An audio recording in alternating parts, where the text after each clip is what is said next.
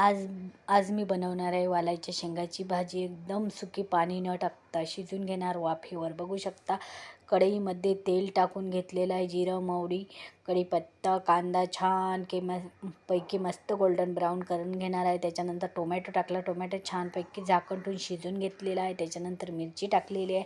मिरची छानपैकी मस्त परतून घेतलेली आहे. बघू शकता तुम्ही. इथं लसूण आलं पेस्ट टाकणार आहे. मालवणी मसाला टाकणार आहे.